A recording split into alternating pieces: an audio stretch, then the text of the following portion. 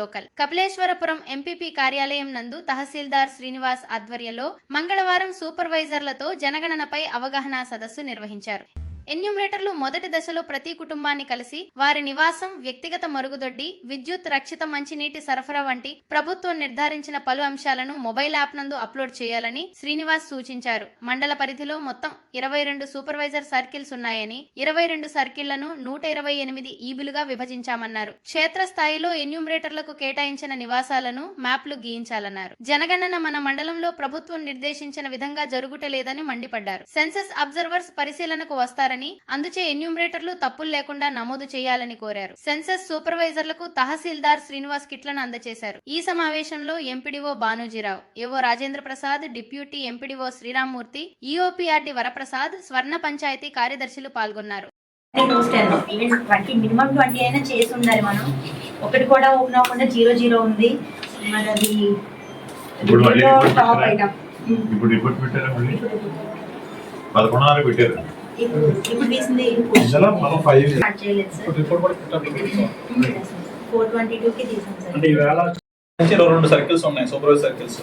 22 supervisor circle కి 128 ఈబీల కింద మనం అపాయింట్మెంట్ చేసుకున్నాం. 128 ఈబీలు కూడా మన ఫస్ట్ తారీఖు నుంచి 3 రోజులు మనం ఓన్లీ ప్రత్యేకించి మ్యాప్ల సందర్భంగా వాటి చూసుకోమని చెప్పాం. ఫీల్డ్ లెవెల్లో మీరందరూ 3వ తారీఖు వరకు ఫీల్డ్ లెవెల్లో తిరిగి బౌండరీస్ గుర్తించి మ్యాప్లు గీయించారు అనుకుంటున్నాను. అందరూ గీయించారు కదా. మ్యాప్లు గీయించిన తర్వాత మీకు ఎంతమంది హౌస్ హోల్డ్స్ అన్నది అరైవ్ అయిపోతారు. దాని ప్రకారం మీరు ఈబీలో హెచ్ఎల్వి యాప్ డౌన్లోడ్ చేసిన తర్వాత ప్రతి ఎన్యూమరేటర్ ఫీల్డ్ మీదకి వెళ్ళి మినిమం అతను ఉన్న ఇల్లులో మినిమం 10 చేయాలి రోజుకి. ఆ విధంగా చూసుకుంటే మనకి ఈ రోజుకి కొన్ని అంటే నిన్న ఇవాళ కలిపి ప్రోగ్రెస్ బాగా తక్కువ ఉంది. మనకి యావరేజ్కి 23,000 హౌస్ హోల్డ్స్ ఉంటాయని అంచనా. మనకి 23,000 హౌస్ హోల్డ్స్ ఉంటాయి. ఇప్పటికి దాదాపు 900 అయింది. అంటే మనం 4% కూడా చేయలేదు. అందుకు దయచేసి మీరు అందరూ ఒకసారి అంటే మనకి నార్త్ వెస్ట్ నుంచి స్టార్ట్ అయ్యేదో చూసుకుని ఫస్ట్ 001 నార్త్ వెస్ట్ నుంచి స్టార్ట్ అవుతుంది. నేను ఎవరు వచ్చినా మనకి ఫీల్డ్ పైనుంచి ఇన్స్పెక్షన్ ఎవరు వచ్చినా సరే, మొన్న లాస్ట్ టైం మనం వచ్చారు కదా, సెన్సస్ ఆఫీసర్ వచ్చారు, జిల్లా నుంచి వచ్చారు. ఆ విధంగా ఎవరైనా సూపర్ చెక్ చేయడానికి వస్తారు. ముందు కూర్చుని నువ్వు నార్త్ వెస్ట్ ఎక్కడ చార్జ్ చేసావు ఆ నెంబర్ చూపించి ఇల్లు చూపించు అంటారు. మ్యాప్ను ఇల్లు చూపించమంటారు. ఆ ఇల్లు వెళ్ళినప్పుడు కంపల్సరీ ఆ మ్యాప్ ప్రకారం 001 ఆ ఇంటికి ఉండాలి. మీద పర్సూ చేసుకోండి. లేకుండా ఎక్కడో ఎవరు వచ్చారని చెప్పి మధ్యలో స్టార్ట్ చేస్తే తప్పదు. అది మీరు ఒకసారి సూపర్వైజర్ అందరూ ఒకసారి సింక్ చేసేప్పుడు వెరిఫై చేసుకోండి. ఫోన్ చేసి అడగండి, నువ్వు మ్యాప్ ప్రకారం చేసావా లేదా, అయితే మధ్యలో ఎక్కడో మనిషి కనపడని చేస్తావా లేదా, ఒకసారి రీచెక్ చేసుకోండి సింక్ చేసేటప్పుడు ఒకసారి.